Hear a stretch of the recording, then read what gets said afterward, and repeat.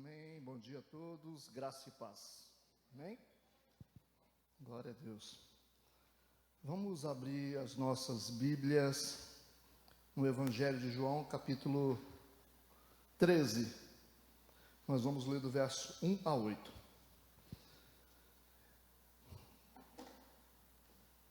Evangelho de João, capítulo 13, versos de 1 a 8.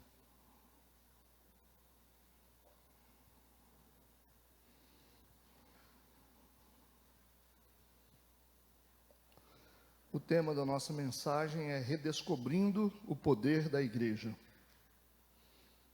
Redescobrindo o poder da igreja. Amém? Assim diz a palavra do Senhor. Ora, antes da festa da Páscoa, sabendo Jesus que já era chegada a sua hora de passar deste mundo para o Pai, como havia amado os seus que estavam no mundo, amou-os até o fim. E acabada a ceia, tendo o diabo posto no coração de Judas Iscariote, filho de Simão, que o traísse, Jesus, sabendo que o Pai tinha depositado nas suas mãos todas as coisas e que havia saído de Deus e ia para Deus, levantou-se da ceia, tirou as vestes e, tomando uma toalha, cingiu-se. Depois deitou água numa bacia e começou a lavar os pés aos discípulos e a enxugar-lhes com a toalha com que estava cingido. Aproximou-se, pois, de Simão Pedro, que lhe disse: Senhor, tu lavas os pés a mim?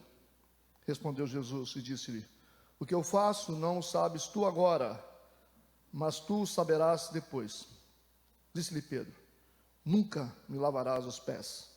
Respondeu-lhe Jesus: se eu não te lavar, não tens parte comigo. Amém, vamos orar? Obrigado, Deus, obrigado, Senhor, por esta manhã na Tua presença. Obrigado porque nós estamos diante da Tua palavra. É um privilégio podermos participar, Senhor Deus, desta comunhão. Nós queremos entregar tudo nas Tuas mãos e temos a certeza que esta é uma manhã de bênção, em nome de Jesus. Amém e amém. Pode sentar.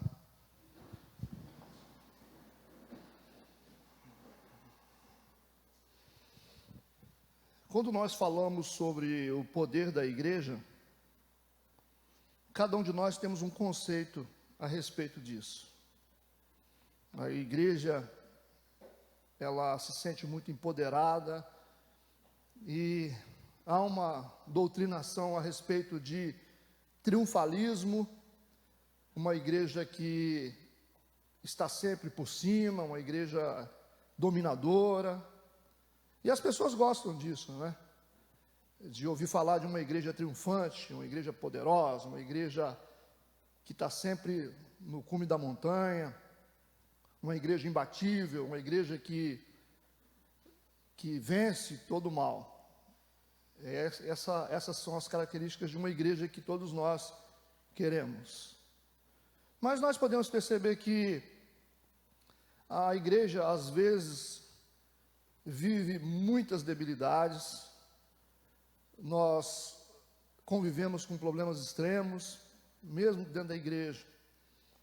Talvez por uma visão fantasiosa, as pessoas preferem achar que a igreja é algo que ela não é, que ela tem que fazer coisa que ela não faz, ela tem que ser algo que ela nunca vai conseguir realmente ser.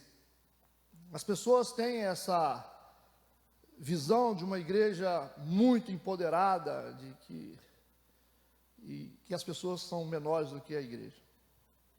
Mas só que a Bíblia, ela dá uma visão bem diferente disso, né?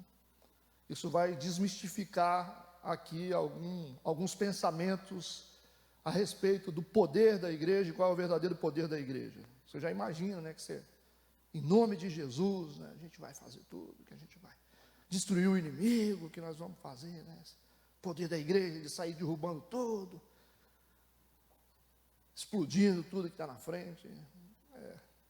O mundo gospel gosta disso. Não mexe com a igreja não, daqui a pouco você vai ver. Se esse vizinho se levantar contra a igreja, nós vamos começar aqui a clamar e Deus vai trazer justiça, né? Assim que a gente fala às vezes. Às vezes você vê igrejas brigando com os vizinhos. E deveríamos pensar diferente. Se nós estamos dentro de um bairro e os vizinhos não estão se agradando da igreja, a gente tem que começar a repensar, né? Nós estamos num campo missionário onde os primeiros que têm que gostar da igreja são os vizinhos. Em volta e meia você vê guerra de igreja contra vizinhos. O cara vai para a justiça, o pastor vai para a justiça e está brigando com o vizinho. Ou seja, aquele que você deveria evangelizar, aquele que você deveria amar, que você deveria pregar a palavra, ser sensível, às vezes você está guerreando. Então nós temos uma ideia diferente do poder da igreja. Nós temos uma ideia diferente do poder da igreja. Esse texto ele vai nos explicar tudo isso. Ele vai nos ensinar a respeito do verdadeiro poder, para que a gente possa redescobrir o poder da igreja. Há pouco tempo atrás nós falamos sobre redescobrir a palavra de Deus na igreja, que tinha sumido. A gente tinha tudo, só não tinha a palavra. E nós estamos precisando redescobrir, e eu creio que nós redescobrimos. E hoje nós precisamos redescobrir o poder da igreja. Qual é o verdadeiro poder? Onde é que está o poder da igreja? Esse texto, ele marca um momento muito importante, que é o último momento de Jesus antes da crucificação. O último momento de Jesus. E é interessante que as pessoas, nos seus últimos momentos, elas falam coisas muito importantes.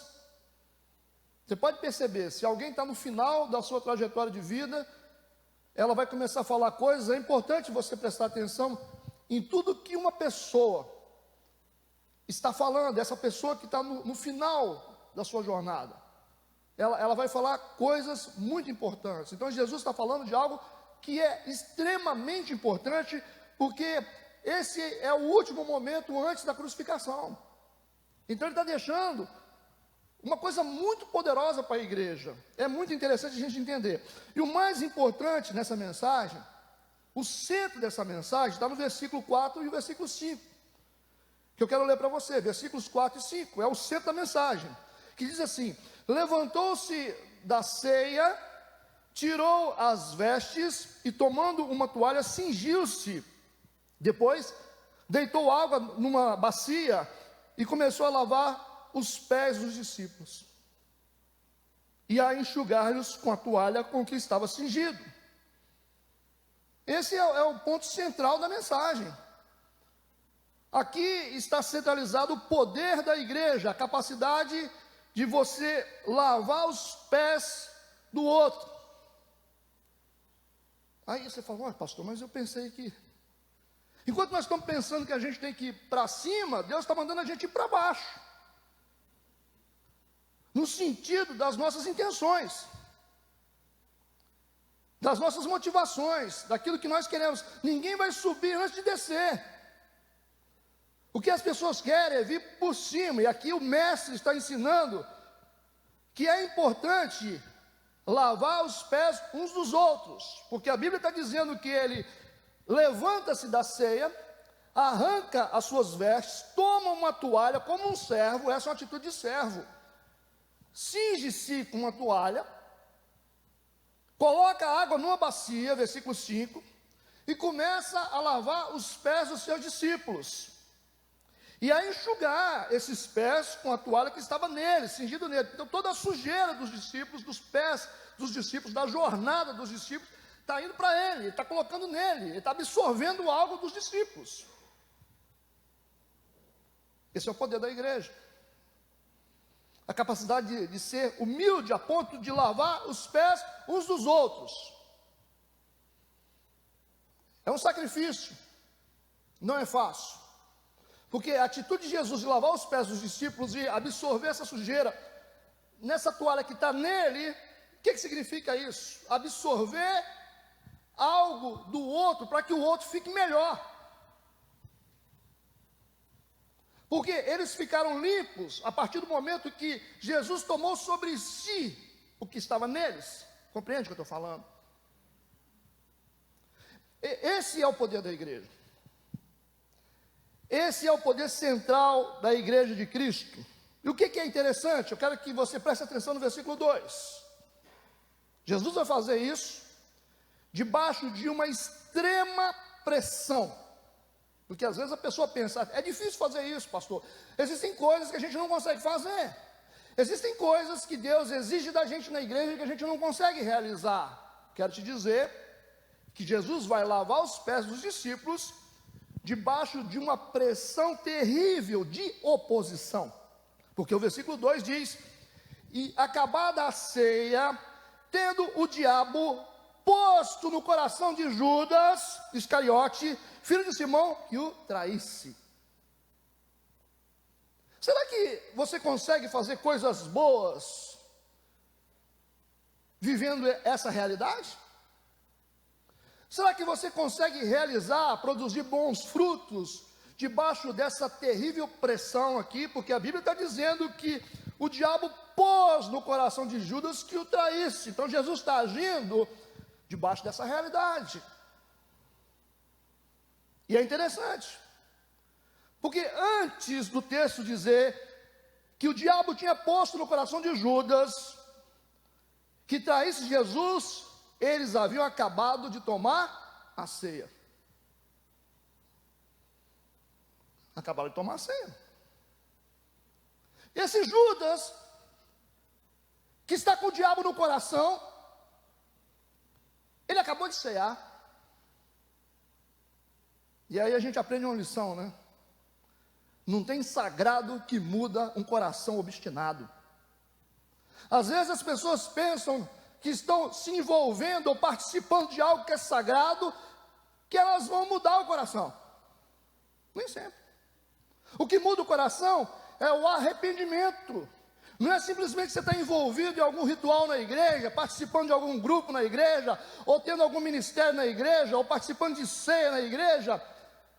Isso não define o seu coração, porque quando você está com o coração obstinado, não adianta você se envolver com algo sagrado. Aqui está dizendo que Judas tinha no coração o diabo, mas mesmo assim, ele entra, participa e sai da ceia.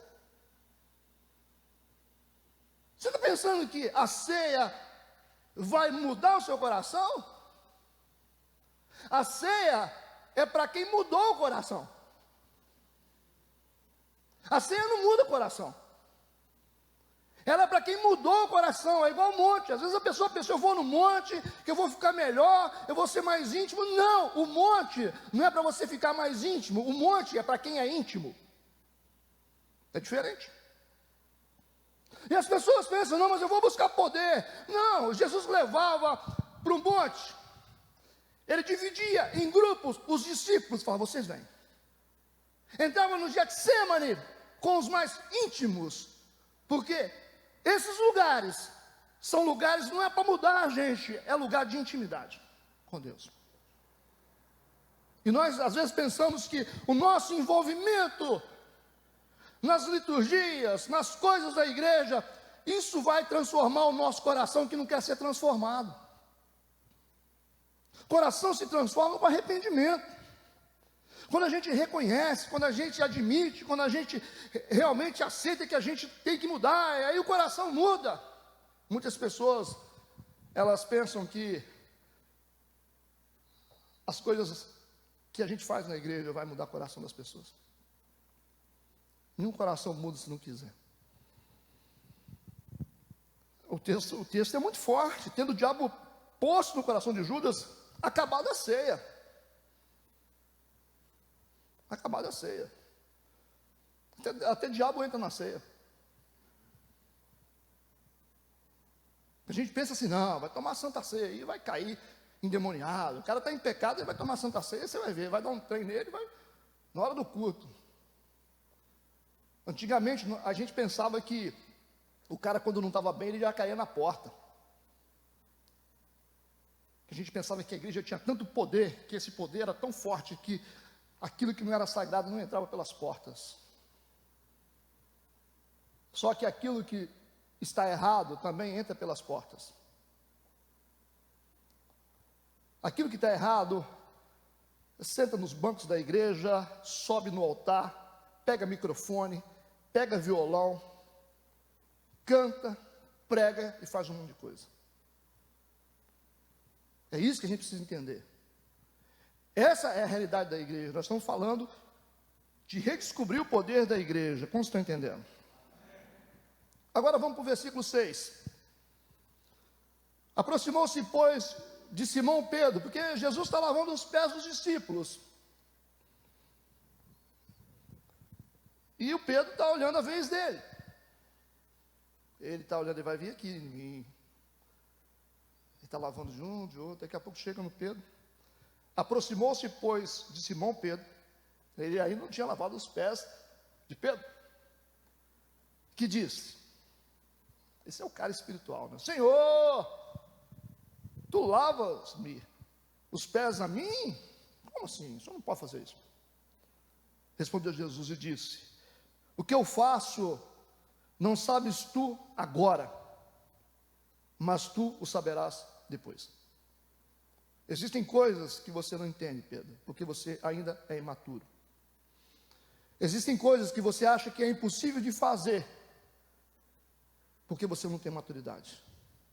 Existem coisas que a igreja acha que não tem jeito. Algumas pessoas na igreja pensam: eu não posso ceder, eu não posso esperar, eu não posso perdoar, eu não posso, eu não consigo, porque isso revela a sua imaturidade. Jesus disse: você não entende agora isso que eu estou fazendo, porque ainda não cabe em você esse ato de alguém que está numa posição alta se humilhar a ponto de lavar os pés um do outro.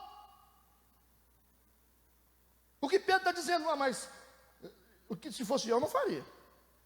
É isso que ele está falando.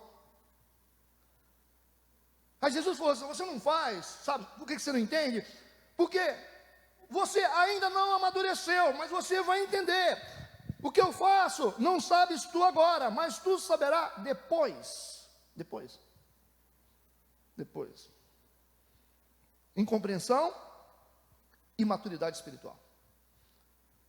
A incompreensão causada pela imaturidade, ela nos impede de fazer coisas que nós temos que fazer. Tem gente que não se humilha nunca. Tem gente que não cede nunca. Tem gente que não baixa nunca. Sabe, tem gente que não pede perdão nunca. Sabe por quê? Porque isso revela a imaturidade da pessoa. A pessoa não compreende. A pessoa não faz.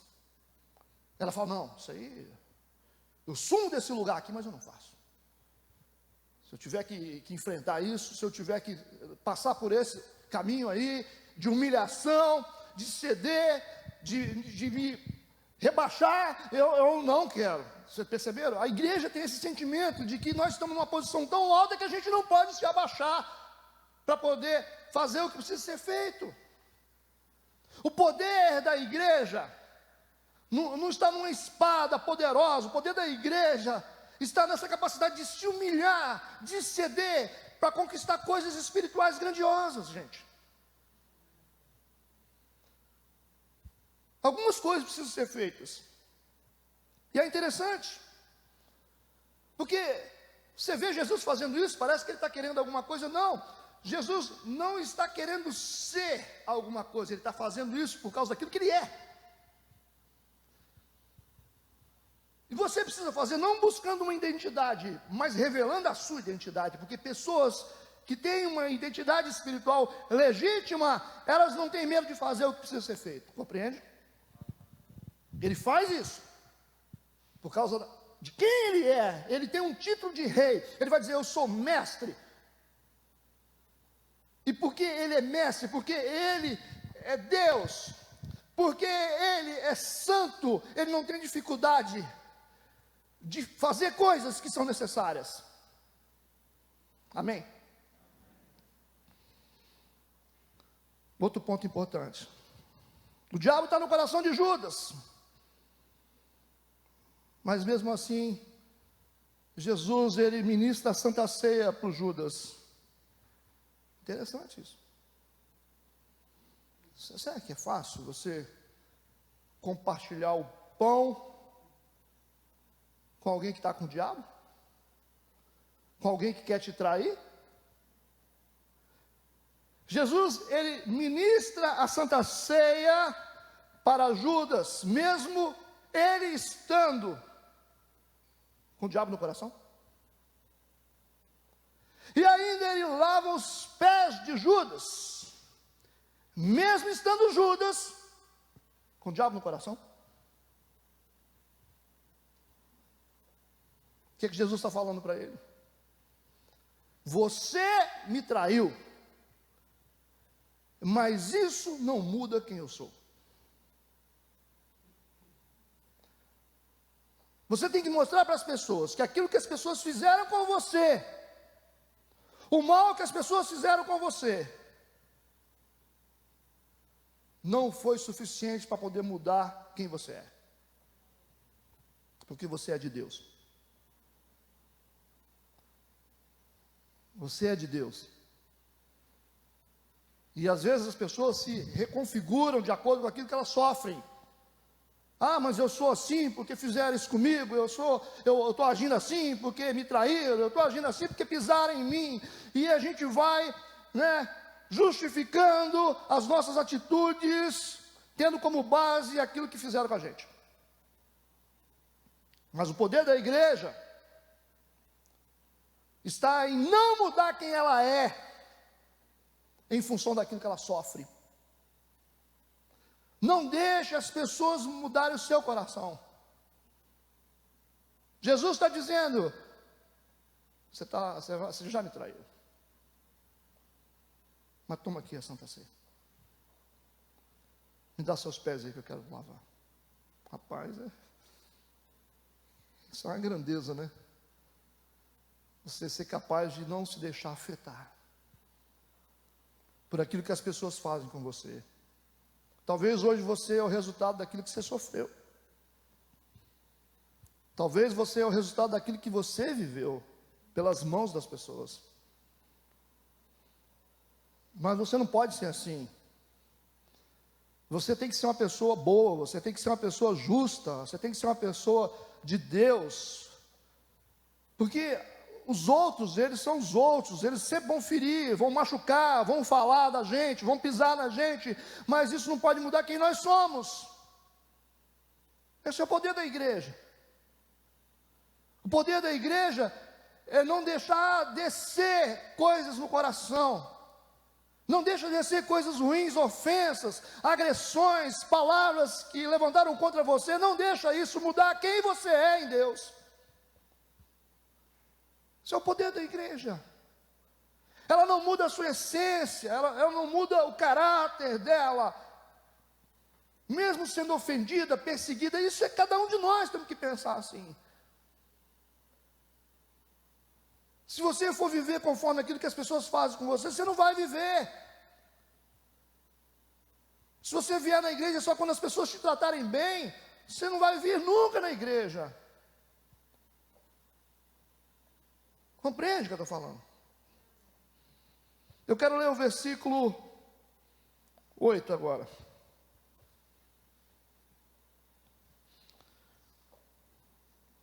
O Pedro falou assim, não vai lavar meus pés? Não. Aí Jesus explica para ele, Pedro, se eu não lavar os teus pés, você não tem parte comigo. Observe o versículo 8. Disse-lhe Pedro, nunca me lavarás os pés. Isso não cabia no coração. Essa concepção de que uma pessoa empoderada de Deus não poderia se submeter. Sabe, o Pedro não está entendendo a essência do cristianismo. Ele está pensando que o cristianismo começa por cima. Ele não entende que começa por baixo. Ele está pensando que o cristianismo começa num trono, mas começa nos pés de Cristo, sabe? É nos pés que começa o cristianismo. Nós estamos equivocados. A igreja, ela é muito mais vulnerável do que ela pensa, porque ela acha que é detentora de um poder que não existe. Ela acha que o poder dela está em ficar declarando coisas e fazendo com que a vida das pessoas aconteça as coisas do jeito que ela quer. Não. Eu determino e Deus tem que fazer aqui, porque tem que fazer, se não fizer, Deus não tem poder.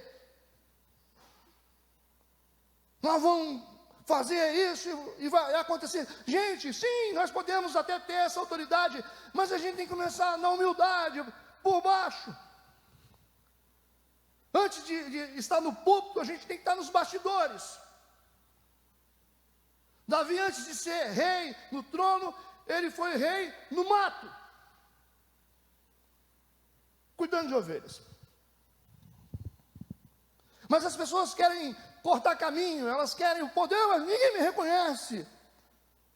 Ninguém me reconhece aqui, porque eu tenho autoridade, então passa a mão num pano, meu amigo. E numa bacia com água e começa. Já que você quer ser alguma coisa no reino de Deus. Passa a mão num pano.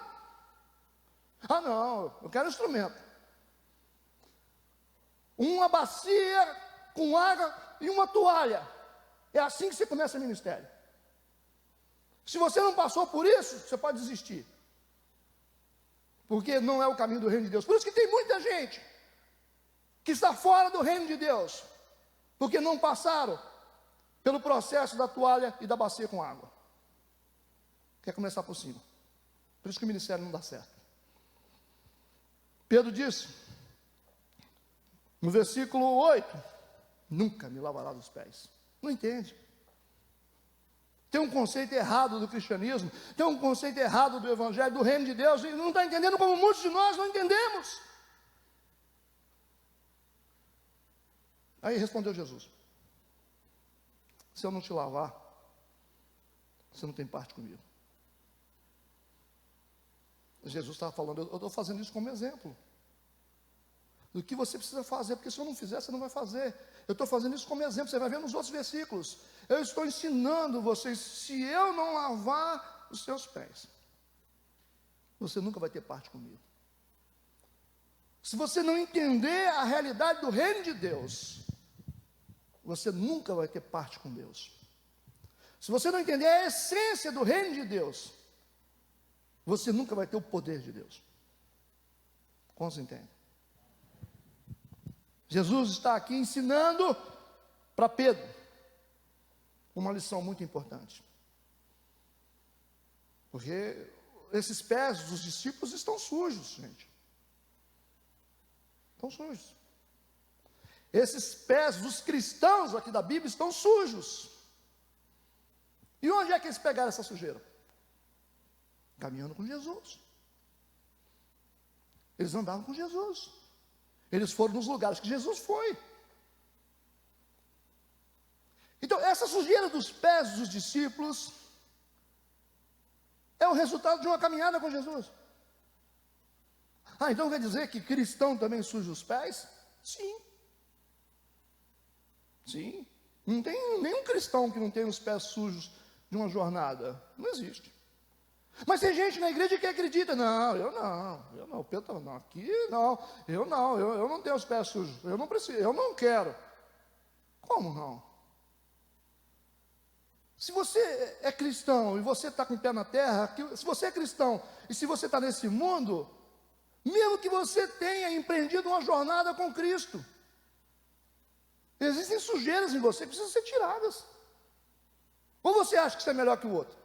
Eu não. Aí você acha que você é juiz. Aí você começa, não, porque fulano não ora, fulano, tá vendo aí, fulano é pecador. Aí você começa a ser juiz e acusar todo mundo. Você fica procurando defeito de todo mundo. Para você julgar, porque você se colocou numa posição de pés limpos. E você não tem. Porque a Bíblia está mostrando que todo mundo que tem o pé na terra, todo cristão, mesmo andando com Jesus, eles terão os pés sujos. Que volta e meia terão que lavar. Mas tem gente, tem igreja que se acha tão poderosa, tão santa, que eu não. Meu pé é limpo. Viu? O que é isso, hein? Você que pensa. Você que pensa, tem coisinha na sua cabecinha aí, que só Deus sabe. Só Deus sabe. Você também tem telhado de vidro. Então, ao invés de ficar julgando as pessoas e procurando motivo para poder julgar os outros, é melhor você olhar para os seus pés. E às vezes você não olha para os seus pés, porque você está acostumado a só olhar para cima. Você tem que olhar para baixo de vez em quando, para você ver a sua debilidade. Quantos entendem o que eu falo? Eu quero ler versículo 9 e 10. Aí então Pedro diz, aí começou a mudar, né? Senhor, então, não só os meus pés, mas também as mãos e a cabeça, me lava todo. Então, já que eu não tenho parte com o Senhor, então pode me lavar todo, me lava todo. Aí Jesus fala no versículo 10, aquele que está lavado, não necessita de lavar senão os pés, pois no mais todo está limpo. Ora, vós estáis limpos, mas não todos. Agora eu quero que você preste atenção nesse versículo 10.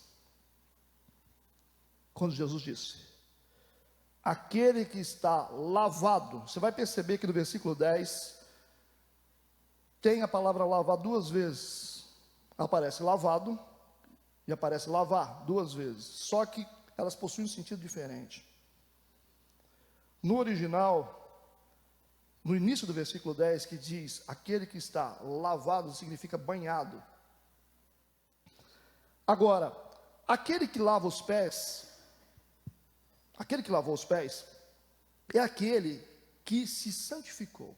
O que Jesus está fazendo aqui? Jesus está separando a salvação da santificação. Eu quero ler novamente o versículo 9 e 10, presta atenção. Disse-lhe Simão Pedro, Senhor, não só os meus pés, mas também as mãos e a cabeça. Ele está querendo ser lavado totalmente. Versículo 10.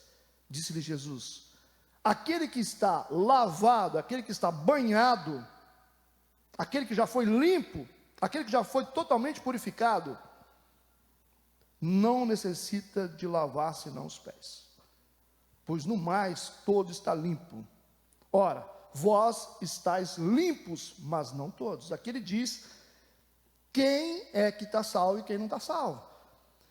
Ele separa Judas daqui. Ele está ensinando que quando você é lavado, você é lavado com sangue, você não precisa se lavar duas vezes. Salvação é uma vez só. A lavagem dos pés é um processo contínuo na nossa vida. A salvação, que é o banho, acontece uma vez só. Agora, a santificação é processual. Quantos entendem o que eu falo? Jesus separa aqui a salvação da santificação. Salvação uma vez, e a santificação precisa estar sempre em andamento. Por isso que volta e meia você tem que lavar seus pés. Você não precisa ficar tomando banho. Você não precisa ser salvo duas vezes. Se você aceitou Jesus como seu salvador, você é uma pessoa salva. Então por que eu preciso lavar os pés? Porque lavar os pés é um processo de santificação que a gente tem que manter, ela tem que estar em andamento, por isso que é representado pelos pés. E como é que a gente recebe o banho da salvação? Pelo sangue de Jesus. Nós somos lavados pelo sangue de Jesus, mas nós somos santificados pelo Espírito Santo. Amém? Eu quero voltar no versículo 1, uma parte que é fundamental, a nossa última sessão, por favor. Versículo 1, parte B, que diz assim: sabendo Jesus que já era chegada a sua hora de passar deste mundo para o Pai, como havia amado os seus que estavam no mundo, amou-os até o fim, tendo o diabo posto no coração de Judas Iscariote, filho de Simão, que o traísse.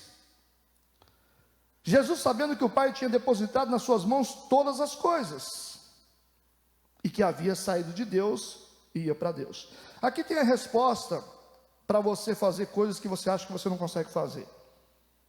Porque o texto começa assim. O texto, antes de Jesus lavar os pés dos discípulos, o texto começa dizendo que, sabendo Jesus que já era chegada a sua hora de passar deste mundo para o Pai. Número 1, Jesus conhecia o seu momento. Número 2, como havia amado os seus que estavam no mundo, amou-os até o fim. Jesus tinha certeza do que ele havia decidido sentir. Agora, versículo 2, parte B. Tendo o diabo posto no coração de Judas Iscariote, filho de Simão, que o traísse. Jesus tinha ciência da realidade da oposição. Versículo 3, parte A. Jesus, sabendo que o Pai tinha depositado nas suas mãos todas as coisas, Jesus tinha certeza do que ele havia recebido do Pai. Versículo 3, parte B. E que havia saído de Deus e ia para Deus. Jesus tinha certeza do seu futuro. Aqui nesses textos, tem 5 verdades para você conseguir fazer o que você precisa fazer. Quantos querem saber? Número 1, você tem que conhecer o seu momento. Porque Jesus conhecia o seu momento. Ele sabia que é chegada a sua hora de passar deste mundo para o Pai. Número 2, Jesus sabia, tinha certeza do que ele havia decidido sentir. Você precisa decidir sentir. O que você sente hoje? Porque o texto está dizendo que, como havia amado os seus que estavam no mundo, amou-os até o fim. Que tipo de sentimento você carrega no seu coração? O que você sente hoje? É ódio? É raiva? É decepção? Então você tem que decidir o que você vai sentir. Quando você não consegue controlar os seus sentimentos, você não consegue fazer o que precisa ser feito. Por isso que muita gente, às vezes fala, mas eu não consigo, pastor. Eu não consigo, eu sou crente, mas eu não consigo. Tá, não tem aquele negócio de cristão que fala que eu não consigo? Ah, só me desculpa, mas eu faço qualquer coisa, menos isso. Esse nível de humildade. Conheça o seu momento, decida o que você vai sentir, tenha ciência da realidade da oposição, e tenha certeza do que você recebeu de Deus, e tenha certeza do seu futuro, de quem você é. Foi por isso que Jesus conseguiu lavar os pés dos discípulos. Foi por isso que Jesus não teve dificuldade em se humilhar, mesmo sendo Deus. Então, quando você é um cristão de verdade, você não vai ter dificuldade em nada. O que for preciso fazer, você faz. Você pode ser o maior cara dentro da igreja. Se mandar você lavar o chão da igreja, você lava. A pessoa pode fazer o maior mal na igreja. Se tiver que perdoar a pessoa, você perdoa. Eu não estou dizendo que as pessoas precisam ter os mesmos negócios com as outras pessoas. A pessoa que te traiu. Mas eu quero dizer para você, perdoar não significa que você tem que ter negócio com a pessoa novamente. Não tem necessidade. Porque você emprestou 10 mil para o cara não te pagou. Você falou assim, eu vou perdoar isso aí. Mas não quer dizer que você tem que emprestar de novo, compreende? Porque as pessoas pensam o seguinte, você me perdoou, então você tem que me aceitar. Não. Perdão é diferente. Uma coisa é perdoar, outra coisa é fazer negócio novamente.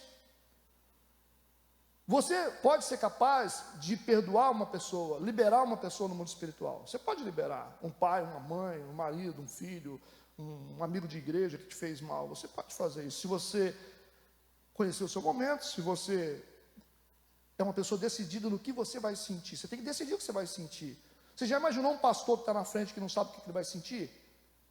Se eu vier pregar aqui cheio de ódio, é porque eu não consigo controlar meus sentimentos. E o que eu vou fazer com a igreja? Mas vocês acham que eu não sou ferido, que eu não sou machucado, que eu não sou ofendido? Então eu tenho que decidir o que eu vou sentir. A Bíblia está mostrando aqui que Jesus, ele amou os seus discípulos que estavam no mundo, amou eles até o fim. Então ele tinha a certeza do que ele ia sentir. É o controle dos sentimentos, das emoções. Você tem que decidir ser uma pessoa boa. Não é as pessoas que vão decidir para você. Existe uma realidade da oposição. A Bíblia está dizendo que o diabo tinha posto no coração de Judas Iscariote que o traísse. Ele tinha certeza, ele sabia. Tinha certeza do que ele tinha recebido do Pai? Sim. Ele sabia o que o Pai tinha dado para ele. Tinha certeza do seu futuro? Sim. Ele sabia que saiu de Deus e ia para Deus, amém? Depois que ele passa por tudo isso, ele levanta-se da ceia, tira as vestes, toma uma toalha, cinge-se, deita água na bacia, começa a lavar os pés dos discípulos e a enxugar-los com a toalha que estava cingida. O que eu quero dizer para você? Existem coisas que você acha difícil de fazer, isso está impedindo você de ser um cristão de verdade. Eu vou repetir, existem coisas que você precisa fazer, isso está atrapalhando você de ser um cristão de verdade. Eu queria que você ficasse de pé um minuto. Fique de pé um minuto. E eu quero que você preste atenção numa coisa. Feche seus olhos. Onde você está? Feche quero que você pense agora. Eu não vou te expor. Você vai fazer o que você tem que fazer quando você quiser fazer. Mas eu queria que você fizesse alguns acertos agora. Eu vou fazer uma exposição com você leve. Eu quero convidar você para estar aqui na frente. Somente você que admite que existem coisas que você precisa fazer e que você não consegue fazer. Eu queria que você desse um passo aqui na frente, ficasse aqui na frente, representando uma pessoa que reconhece que você tem se sentido limitado em talvez suportar, perdoar, se curar. Eu queria que você viesse até na frente. Eu preciso fazer isso hoje, não tem jeito. Se você sente que existem coisas que estão difíceis para você como cristão, eu queria que você viesse aqui na frente e que você fica um pouco aqui, um pouco ali, tá? Eu quero orar por você. Se você tem dificuldade para perdoar pessoas, se existem pendências na sua vida que você não consegue resolver, eu queria, se você também estiver tão cheio do Espírito Santo hoje que for capaz de sair do seu lugar e até a pessoa que te magoou e pedir perdão para ela, você pode ir. Você pode ir. Conheça o seu momento. Tenta definir o que você vai sentir. Tenha ciência da realidade da oposição. Tenha certeza do que você recebeu do Pai. E tenha certeza do seu futuro. Porque Jesus, sabendo disso tudo, levantou-se da ceia, tirou as vestes, tomou a toalha, cingiu-se, deitou água na bacia, lavou os pés dos discípulos e enxugou com toalha que estava cingida. Deus vai te dar força para você romper isso que você precisa romper em você, no seu coração. Amém? Em nome de Jesus, eu quero que você libere o seu coração para perdoar as pessoas que te ofenderam.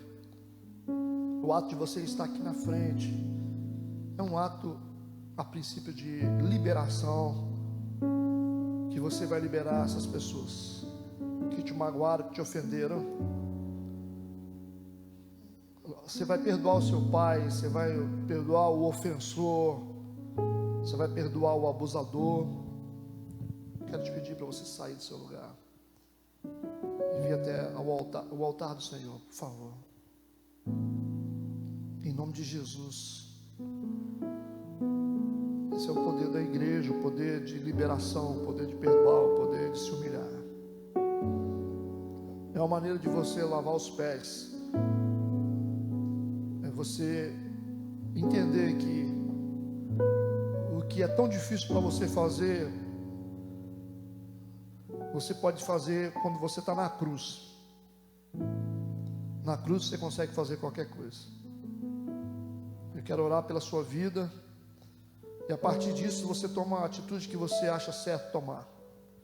Se você vai ligar para alguém, se você vai na casa de alguém para poder consertar alguma coisa, se é seu pai, sua mãe, seu irmão, seu amigo, não sei o que você vai fazer. Deus vai dirigir você.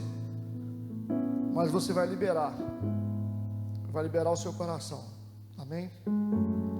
Pai Santo, eu te louvo, te exalto. Eu quero apresentar essas pessoas diante do Senhor.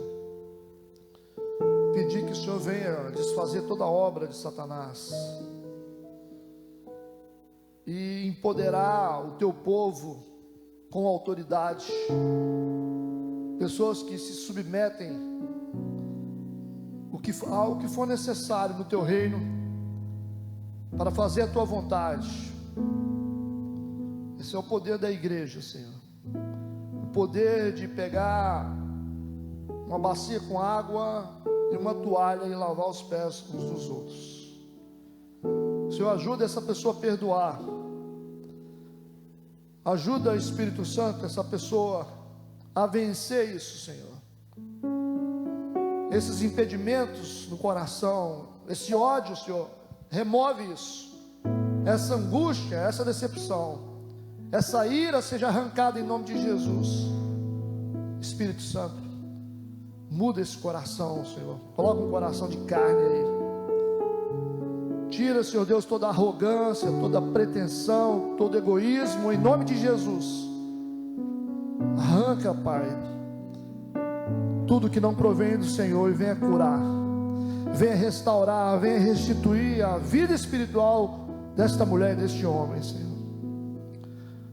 Abençoa essas famílias, abençoa todos que estão aqui, Senhor, com teu poder, para que possamos renovar a nossa aliança com o Senhor. Libera os corações, cura os corações, retira as feridas com teu azeite santo, em nome de Jesus.